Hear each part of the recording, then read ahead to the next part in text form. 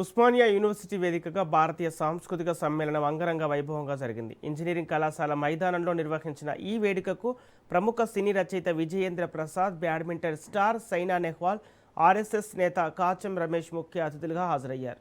హిందూ ధర్మం అనేది కేవలం మతం కాదు, అది ఒక ఉన్నతమైన జీవన విధానమని అతిథులు ఈ సందర్భంగా వ్యాఖ్యానించారు. వందే మాతర గీతం రచించి 150 ఏళ్లు పూర్తయిన సందర్భాన్ని పురస్కరించుకొని ఆ నినాదం దేశాన్ని ఎలా ఏకతాటిపైకి తెచ్చిందో వారు గుర్తు చేశారు.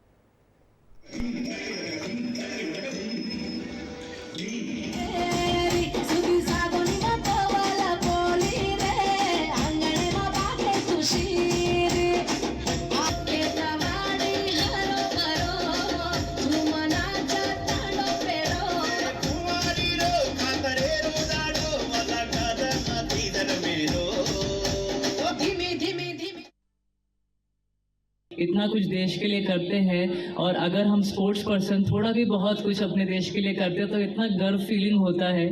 और मैं आप सबसे यही बोल सकती हूँ एज ए स्पोर्ट्स पर्सन, मतलब कुछ चीज़ें हैं जो हमें भूलनी नहीं चाहिए। अपने देश को आगे बढ़ने के लिए या आगे बढ़ाने के लिए हम सबको एक साथ होना बहुत ज़रूरी है। अगर हम चाहते हैं हमारी कंट्री दुनिया की नंबर 1 कंट्री बने तो उसके लिए हमें एक साथ होना, एक साथ होके एक दूसरे की मदद करके, चाहे वो किसी भी चीज़ में हो, देश की मतलब जैसे कि अगर हमें सफाई सही से अपने सराउंडिंग्स की अगर रखनी चाहिए तो उस पर ज़रूर ध्यान देना चाहिए, एनवायरनमेंट पे ध्यान देना चाहिए। మోహన్ భగత్ గారిని కలుసుకున్నాను. డాక్టర్ హెడ్డేవార్ గారి గురించి యానెక్డోట్ విన్నాను.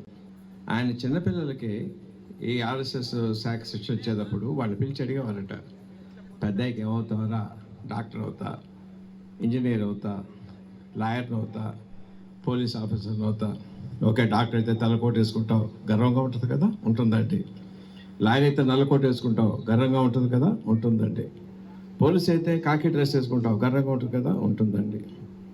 వీటన్నిటికన్నా గర్వమైంది ఏంటో తెలుసురా? నువ్వు సంఘ కార్యకర్త అని చెప్పుకోవటం మర్చిపోవద్దు. ఈ భారతదేశంలో అన్నిటికన్నా గొప్పదే నేను సంఘ కార్యకర్తని చెప్పుకోవటం.